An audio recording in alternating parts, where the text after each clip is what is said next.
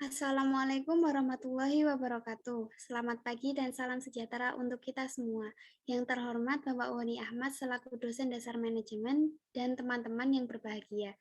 Di sini kami akan mempresentasikan hasil diskusi kelompok kami mengenai pemecahan masalah dan pengambilan keputusan dari PT Pupuk Indonesia Pangan.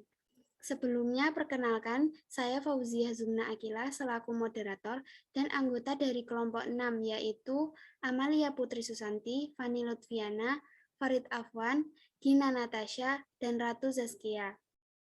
Langsung saja materi yang pertama akan disampaikan oleh Amalia Putri Susanti. Kepada Amalia dipersilahkan.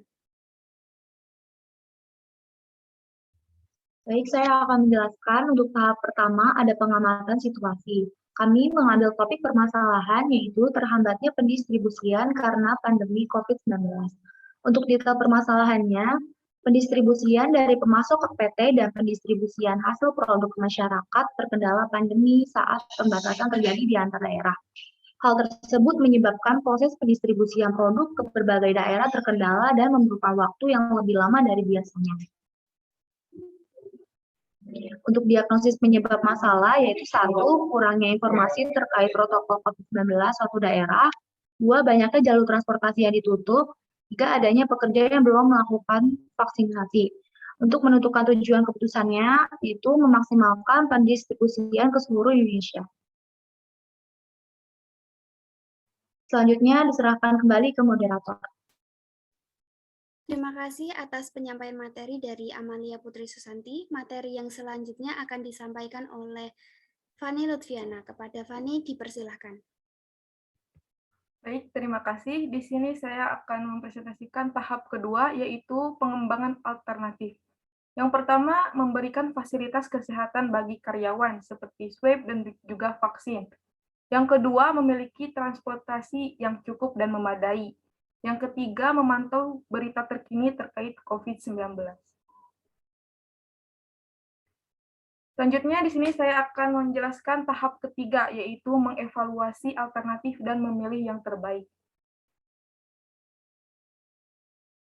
Di tahap ketiga ini, yang pertama yaitu memberikan fasilitas kesehatan bagi karyawan. Apakah alternatif ini layak? Layak, karena pemberian vaksin ini bertujuan untuk meningkatkan kekebalan tubuh, serta para pekerja aman dari virus dan terhindar dari petugas COVID-19 yang ada di perbatasan.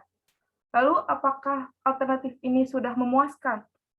Belum memuaskan, karena sebagian para pekerja masih belum menerapkan protokol kesehatan dan masih menganggap vaksin itu tidak penting. Lalu, apa konsekuensi yang didapatkan perusahaan?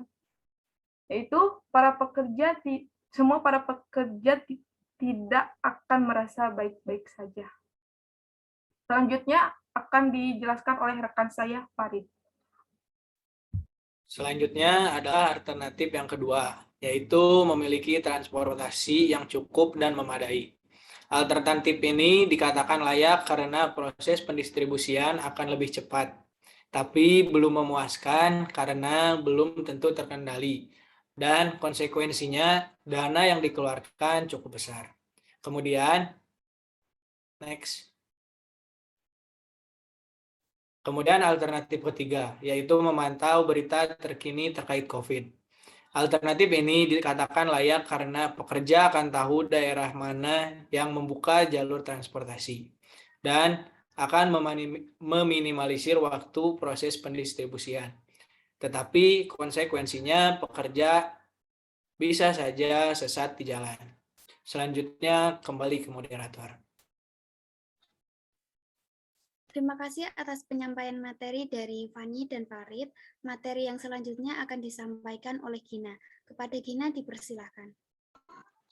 Baik, selanjutnya ada pemilihan alternatif terbaik. Setelah melakukan diskusi, kami mengambil keputusan untuk menjauh lebih jauh dan akan mengimplementasikan alternatif memberikan fasilitas bagi karyawan. Karena pemberian vaksin bertujuan untuk meningkatkan kekebalan tubuh, serta para karyawan aman dari virus dan terhindar dari petugas COVID-19 di perbatasan. Akan tetapi, bukan berarti kalau misalkan udah divaksin, nggak akan kena virus. Tetap harus mematuhi protokol kesehatan. Kembalikan kepada moderator.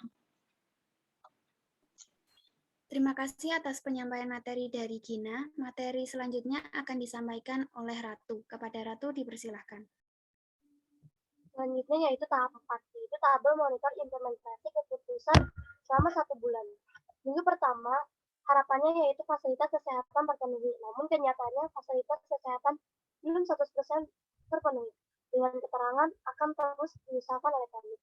Minggu kedua harapannya yaitu fasilitas kesehatan terpenuhi, namun kenyataannya fasilitas kesehatan 100% terpenuhi. Keterangannya yaitu memaksimalkan penggunaan fasilitas kesehatan. Minggu ketiga, harapan pekerja melakukan vaksinasi. Kenyataannya, belum 100% melakukan vaksinasi. Dengan keterangan, akan terus diawasi oleh kami. Minggu keempat, harapan pekerja melakukan vaksinasi.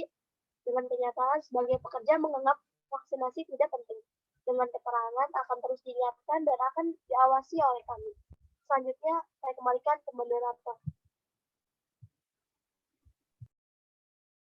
Baik, itu tadi penyampaian materi dari kelompok kami. Dapat saya simpulkan dari presentasi kami ini, dalam kondisi pandemi seperti ini banyak mengganggu dalam proses pendistribusian produk.